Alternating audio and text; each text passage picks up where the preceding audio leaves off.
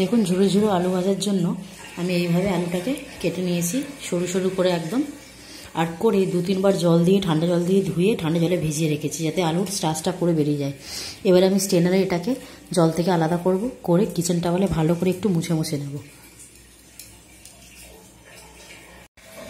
দেখুন আলু ভাজাগুলোকে আলুগুলোকে আমি তুলে আলাদা করে নিয়েছি।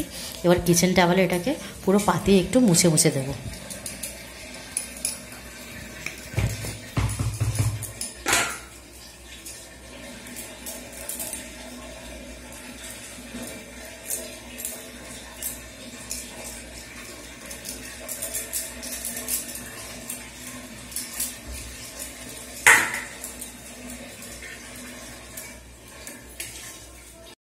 প্রথমে আমি বাদামগুলোকে আর কারি পাতা আর শুকনো লঙ্কা ভেজে আগে তুলে নেব।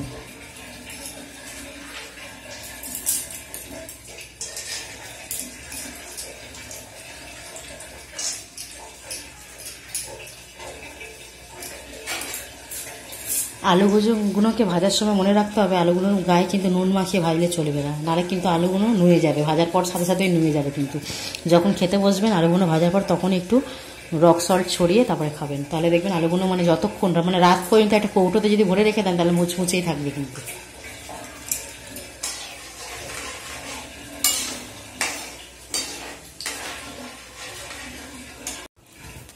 দেখুন বাদামগুলো ভাজা হয়ে গেছে, আমি তুলে নিয়েছি। এবার আমি একইভাবে কারি পাতা আর শুকনো লঙ্কাগুলোও ভেজে তুলে নেব।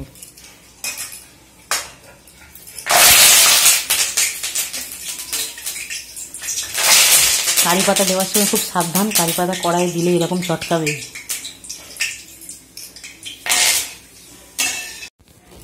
এবার আলুগুলোকে আমি অল্প অল্প দিয়ে ভেজে তুলে নেব।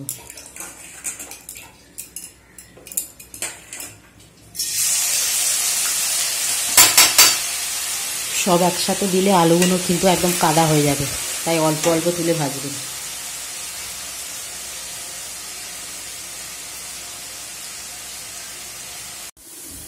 দেখুন আলুটা দেখুন এইভাবে আস্তে আস্তে করে লাল হয়ে যাচ্ছে।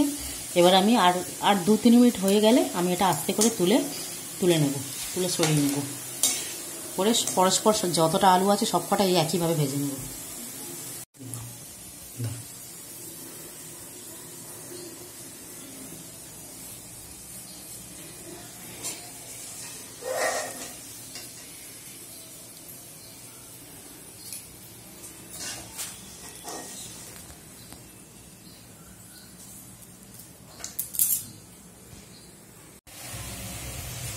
দেখুন আপনারা দেখতে পাচ্ছেন একেবারে বিয়েবাড়ি স্টাইলের আলু ভাজা রেডি হয়ে গেছে।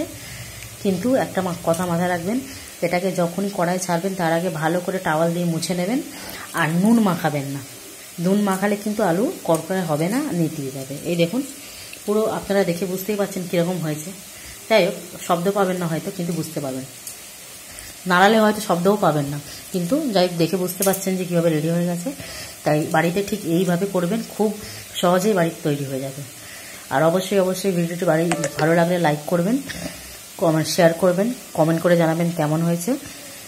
আর আমার যে বন্ধুরা সাবস্ক্রাইব করেনি তারা প্লিজ সাবস্ক্রাইব করবেন।